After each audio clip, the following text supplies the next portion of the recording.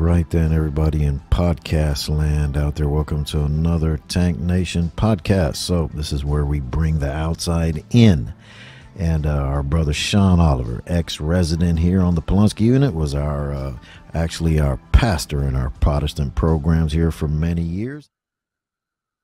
Welcome back to another episode of Outside In. How you doing, bro? It's a good day. All right, introduce yourself to the people. What's up, world? It's your boy Saul Paul, Saul, three-time Grammy-nominated artist, three-time TED Talker, been featured on America's Got Talent, graduate of the prestigious University of Texas at Austin, also formerly known as 7583.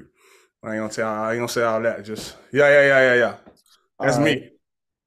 One of the key thoughts that I always have concerning you, I had gone to an event and you asked the youth a question. You said, "Why is a diamond rare?" And you went on to expound upon that. And I think that somebody listening to this could take something away from that. Do you mind telling us a little bit about why a diamond is rare? I know what you're talking about. Yeah, I shared that at one of my shows. Basically, what I say, side note, I hate how these diamonds don't be showing through the Zoom. But okay, but anyway, yeah, God is good. I'm blessed. I like nice things. I be talking to the youngsters, because I had this background. I was locked up, convicted of 4 felonies. Got out, went to the prestigious University of Texas and graduated with a 4.0. And now I'm living my best life. And these youngsters, I'm trying to get them to not do what I did and end up incarcerated. And then so I asked them, why are diamonds expensive? That's the real question. Why are diamonds expensive? Mm-hmm. And then they say various answers, but the actual answer is because diamonds are rare. And because, something that's regular, that's cheap. Something that's rare, you can't find it everywhere, that costs a little bit more. And so I tell them, like it's myself, there's a lot of people. The prestigious University of Texas at Austin is one of the nation's largest universities. It has largest universities. It has 50,000 plus students. Thousands graduate every year. So it really shouldn't be a big deal that somebody can graduate from the prestigious University of Texas at Austin. But when you start looking through the numbers, all of a sudden you realize only 3% of the students at UT happen to be African American. I mean 1,500 or so, right? Out of 50,000. So that's rare. But then when you start saying, well, even out of that 1,500 or so students, how many of those students actually come from where I come from? Like me, I'm from the north side of H-Town. I'm from Acres Homes, no side, Fofo. I'm from the hood, the trap. So most people that go to UT, they not from there. Then they don't come from the background that I came from. Like my mama died when I was 3. My daddy left. I grew up in foster care. All of a sudden, it's I come from this big pool and it just gets smaller and smaller and smaller and smaller. And all of a sudden, I start to realize that no matter where I go, I'm the minority. Now, that's not based on race. That's just based on math, right? There are less of me wherever I go. And instead of feeling bad when I go into a room and I'm the only person like me, I start to appreciate wait, well, the reason why diamonds are expensive is because they're rare. So me being the only person that has a criminal background and yet sitting at the boardroom table with these same individuals or doing business with these various companies or being in these different spaces and whatnot, I don't have to feel intimidated by that. Instead, I recognize I'm like a diamond. I'm rare. Actually, me being here makes me more valuable. And so, yeah, that's where that example came from, because I started to realize that. And that's really what God did in my life. He started to realize he made you unique.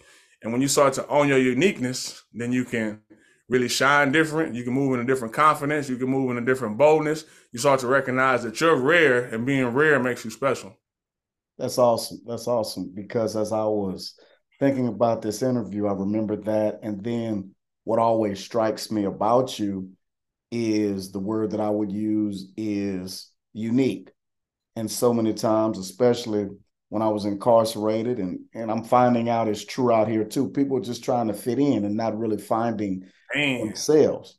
And so this platform on Tank Radio was so that we could start conversations. So is there anything that you feel compelled or know that you could share at this moment that might help somebody listening to live their best life? Recognize that you were born on purpose with a purpose. Like I said again, like that's just real talk. Like everyone is as unique. You could have a twin, but they would still have different fingerprints, right? You know what I'm saying? It's like you are as unique as your fingerprints. Some of y'all listen to this because they found you because of your fingerprints. Yeah, I'm just keeping it real. Yeah. You call me like that, but anyway, you know what I'm saying. But when you flip it and you realize like you are that unique, and then when that makes you rare, that makes you special. If you're gonna live your best life, you got to tap in. You have to. People would stop it like you got to tap in and be you. Yeah, now some people listening to this right now because you chose to be you, but you really don't know who you are. You got to sit on that one. You know what I'm saying? Like you think you were your surroundings. You just happen to be born when you was born. You just happen to be raised around the people you was raised, but that doesn't necessarily dictate who you are. Mm-hmm. And actually, what it takes courage to be is you once you actually tap in and discover who you are. It was like me, like for me to live my best life, I had to be comfortable with being different. And the truth is, like, I know people recognize me as, that's part of my brand now, right? I started this brand, Be the Change. I started a few different brands, Change Water, right? I started this beverage company called Change Water. I started a sneaker company called Change Kicks. My last album was called, Okay to Be Different, right? So I'm good at, I realized, like, I'm good at coming up with slogans and being able to have ideas and manifest them and bring them to pass and whatnot. But what I recognized along the way is that I had to quit worrying about trying to fit in. Like I felt like when I was locked up, I was locked up because I was actually I became the best at being like everybody else. People miss that one. You know what I'm saying? It's kind of like when somebody got J's. Like, you know, I'll be talking to the little homies in the hood and they always run about the new the new 2.3s, the J's, Jordans or whatever, right? They had them first. I grew up like that. I got them first. That don't make you different. That just means you're the first follower. Like we know everybody gonna have them. It's just who gonna do it first. We know everybody doing this. We just worrying about who gonna do it biggest, who gonna do it better. But that's not being different, right? To be different means to be like, it's like if I don't want to use that example. It's like if everybody in the hood blood, like you being Crip. See, if you a blood in a blood hood, that don't really actually take courage. You just doing what everybody do. Now, if you was foolish enough to be a Crip in a blood hood, that's something different. You know what I'm saying? It's like sometimes that's really what it's like once you start to walk in your purpose. Like everybody is this, and you like the only one that's that. And people don't really get it because if you think it's, you know, we all appreciate Lil Wayne, what he did in hip hop, what he did with his artistry. No matter where you at, you could be super this or that, and you still know Lil Wayne go hard. He did his thing. But the truth is, if you could zoom out a little bit and you think about it, Lil Wayne was different. Lil Wayne is different, and Lil Wayne was different. Like I'm from the South, Texas. Lil Wayne from Louisiana. I remember when he was 14 years old and the Hot Boys rapping and whatnot. Well, like everybody in the South was rapping slow. I'm gonna come down, I'm gonna come through. You know what I'm saying? They was doing it's a certain style and the way you did it and the things they talked about. Lil Wayne did it totally different. Mm-hmm. When everybody else was wearing long tees and baggy jeans, he was wearing skinny jeans. When everybody else wearing black, you know what I'm saying? He wearing pink. When everybody else bald fades, he braids. You know what I'm saying? It was like, dude, always been different, but they miss it. And my point is, it's like, but now all of hip hop has been influenced by Lil Wayne. Like all the whole new generation, he was using auto-tune rapping. You know what I'm saying? T-Pain was singing, but he was rapping with the auto-tune. Warbly, everything. And it's like, if you can look at it, you know, like from the outside instead of like in the culture, because then people want to talk about Juvie was the best. That's a different conversation. We ain't talking about that. We talking about understanding, like, look at Lil Wayne's influence. Look how Lil Wayne's respected and what he's done, because this is a principle. Principles apply regardless, just like gravity. So you can feel some kind of way about gravity, but it don't matter. You can say, I don't even believe in gravity. Who cares? Walk off a building then, see what happened. Right? Principles are principles, facts are facts. And it's like, there's a principle about like Lil Wayne, everybody was here, Lil Wayne was different, Lil Wayne succeeded, and now everybody is trying to be like Lil Wayne, or is like Lil Wayne. Everybody loved Lil Wayne. Lil Wayne one of the greatest to ever do it now. No, it wasn't like that when he started though, he was different. So I give him credit, if for nothing else, for being brave enough to be different. And then you can see it through life. Like people don't really see it because you see the successful people, you see how they got a group around them. But before that group got around them, they was going against the grain. Everybody else swimming downstream, they swimming upstream. They was moving different. It take courage to be a rebel. That's why, like, I'm inspired by Jesus. You know what I'm saying? Jesus, it started with him first. You know what I'm saying? Like, he was born, he moved different. The Pharisees moved a certain way. The church moved a certain way. He did it totally different than they did it.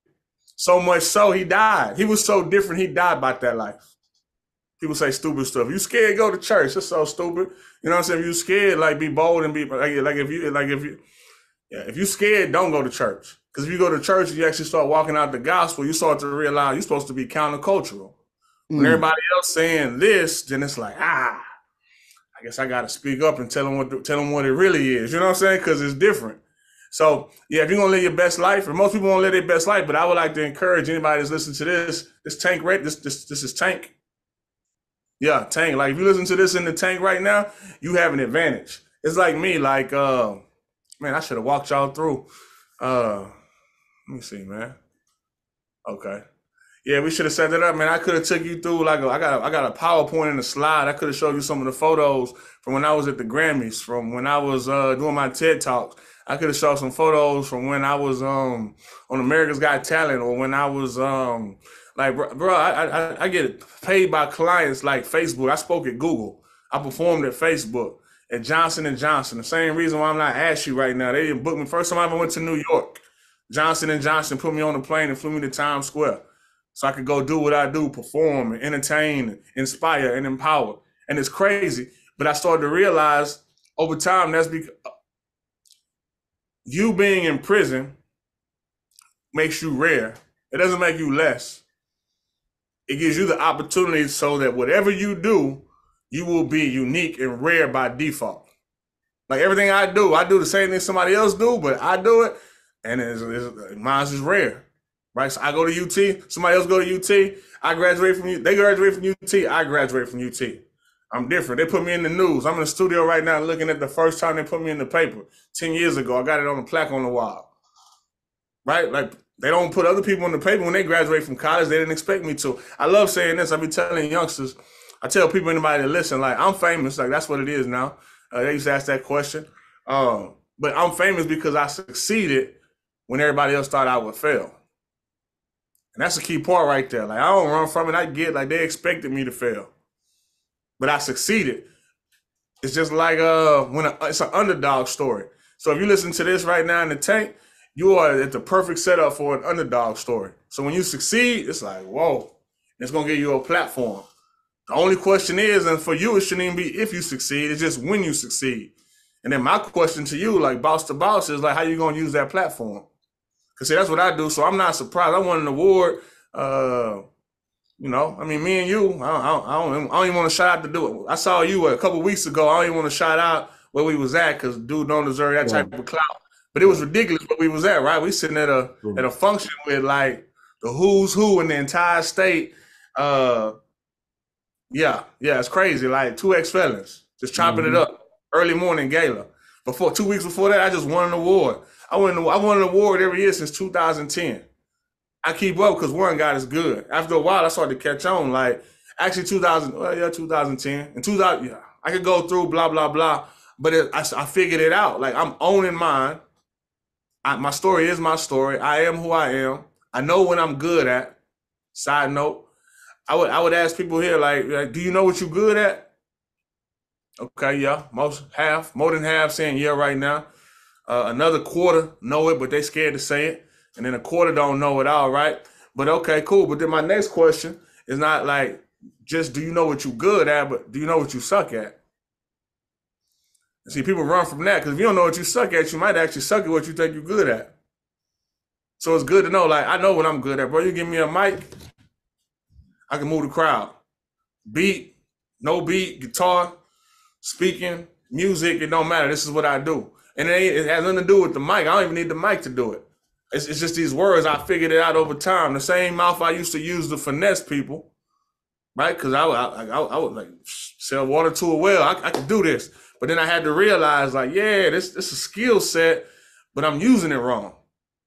I'm thinking about it wrong. Not only is it perverted how I'm using it, deeper than that, this is small time. That's when I decided I could change how I use my mind, how I use my words, how I use my skill set. And then I just had to figure out what to shoot at.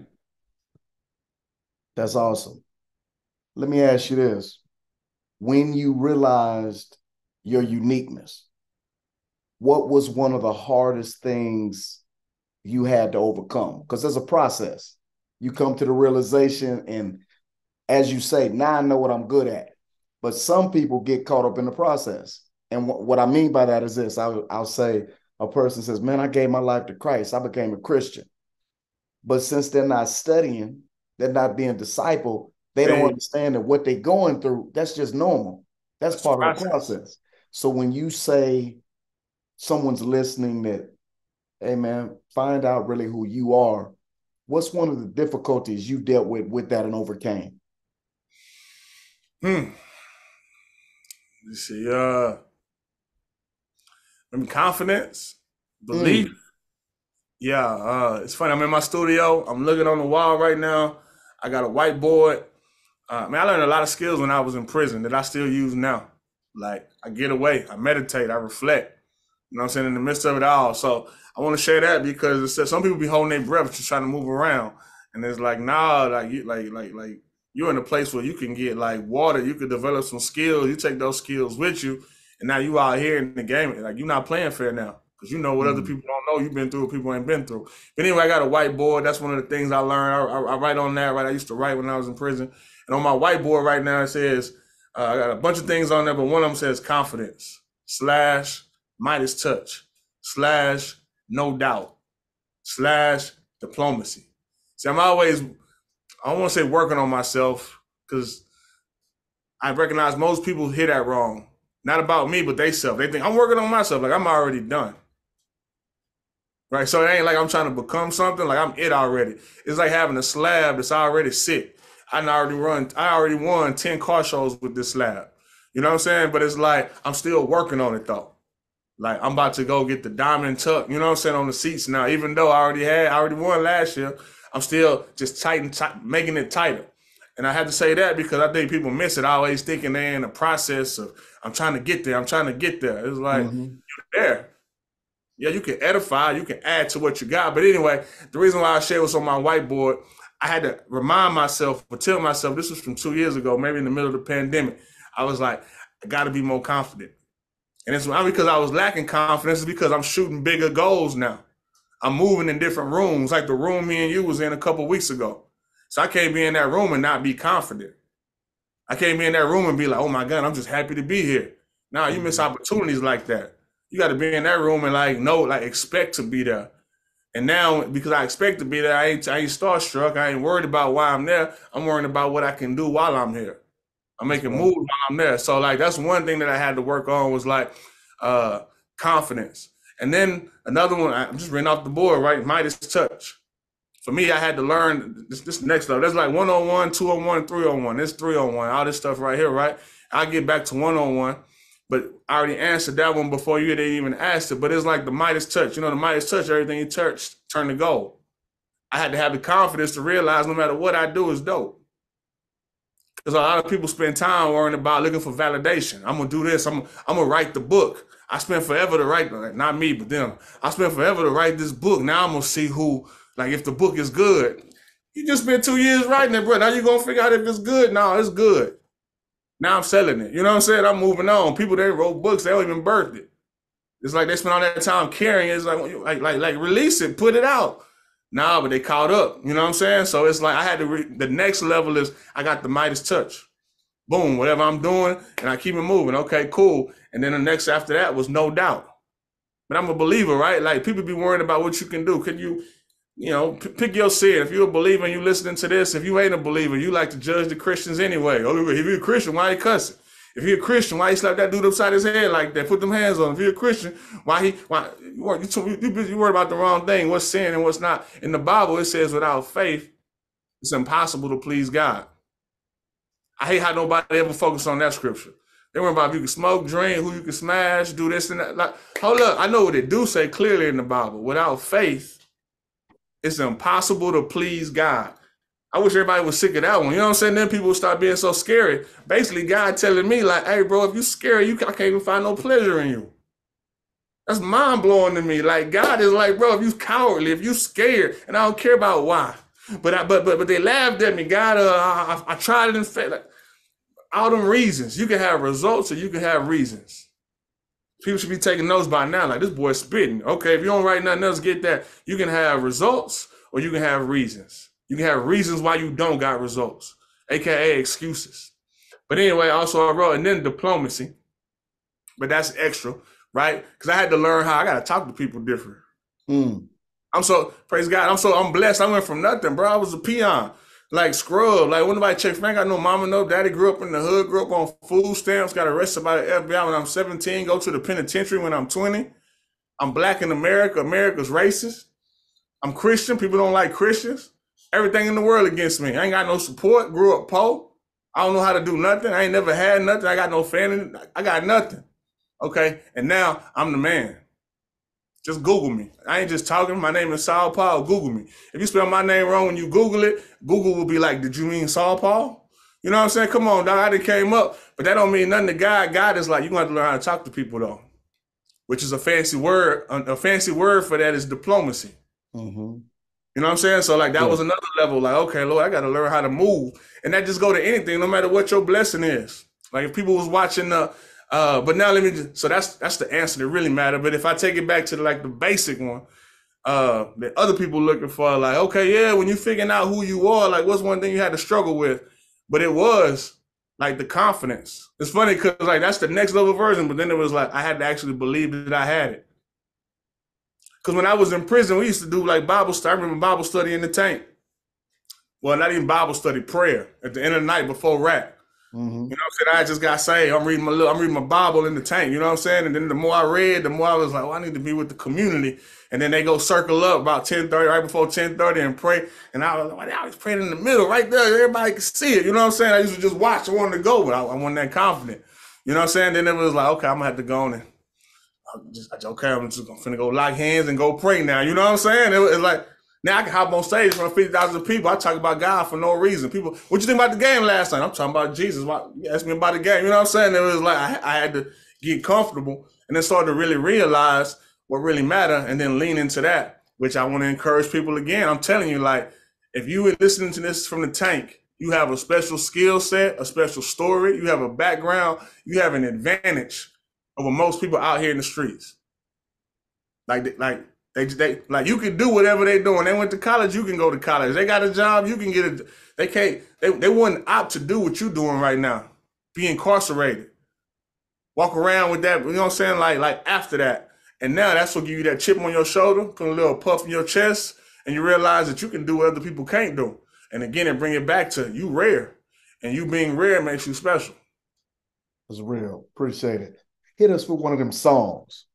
We got to bless the people. All right. I should have brought my guitar, but you know, like, I could.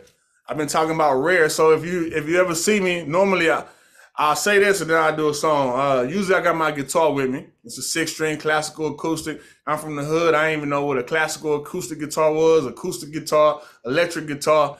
But I realized the same way you set this up, Sean, is you're like, man, you talked about being rare. I realized, look, you in the penitentiary right now. You locked up right now. By show of hands, how many of y'all rap? I already know. Look, everybody got their hand up. Look, so that means if I rap, I'm regular. If you rap, you regular.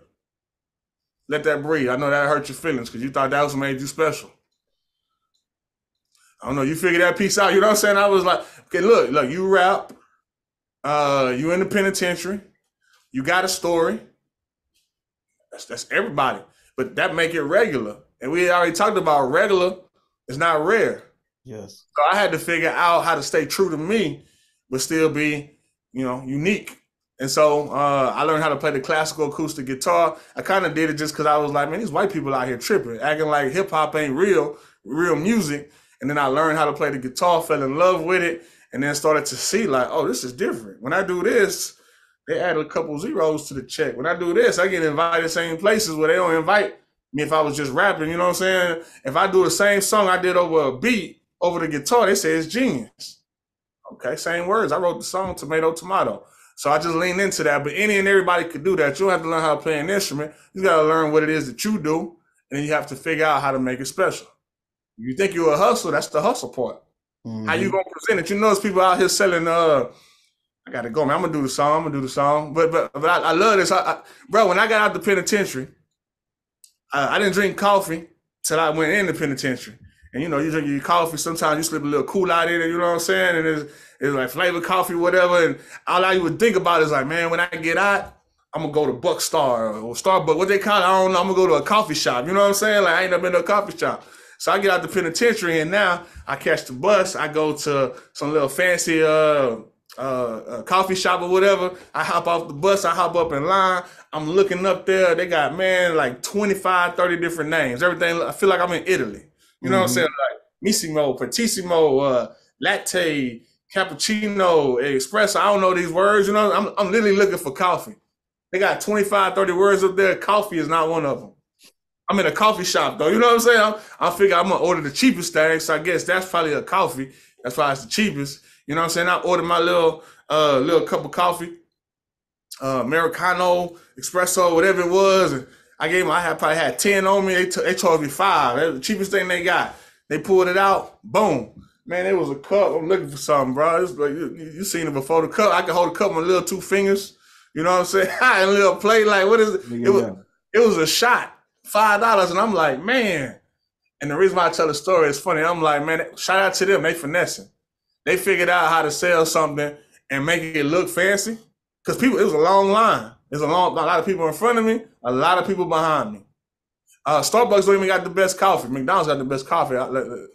Let's debate. You know what I'm saying? I get the option to go wherever I want to go. And I'm like, if I drink coffee, man, McDonald's coffee go hard.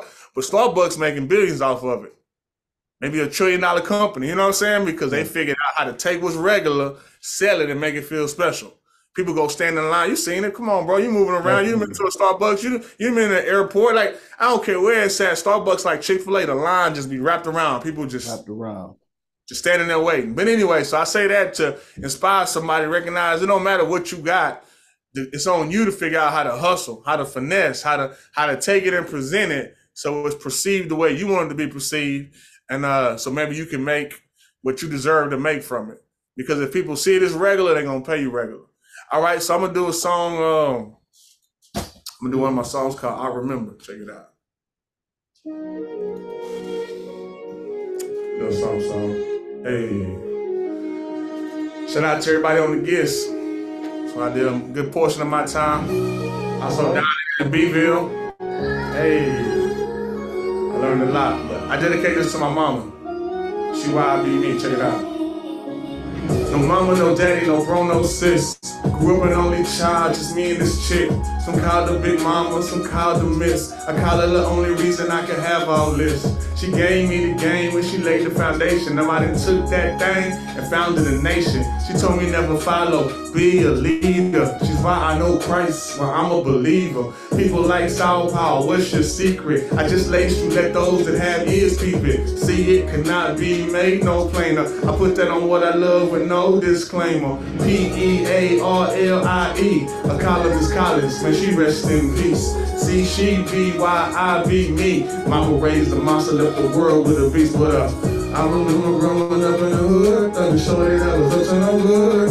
I remember, hey. I remember growing up back then, sipping gin, kicking in with the can. I remember, hey. I remember, check this out. 2 years in the pen, plus 3 on parole. Now that's 5 years of my life. And where did they go?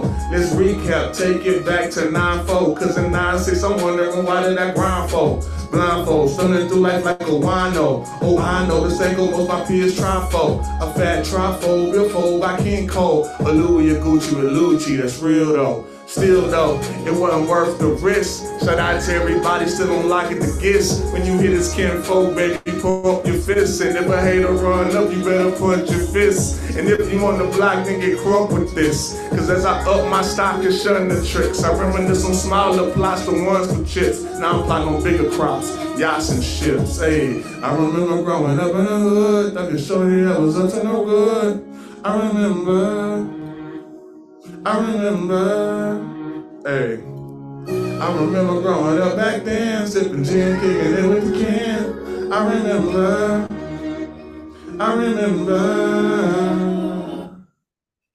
Thank you.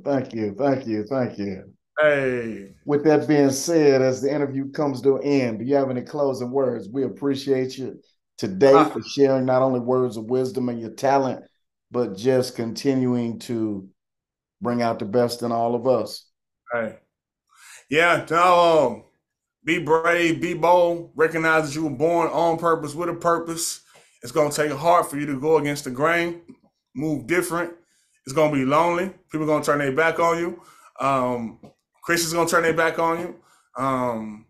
People that been holding it down from day one going to turn their back on you. It ain't about that. Don't get at the energy. Don't get your energy to that. It's deeper than that. Like, God has a purpose and a plan for your life. Really read the Bible. Understand that it's a book full of game. Like, God supernaturally wrote it. People miss it when, people gonna talk down on everything. So let them talk down, but here goes some game. It's just some stories. Yeah, it's a lot of stories to peep game from. Like, no matter what situation you go through in life, if you start to understand how to understand the Bible, like, that's on you.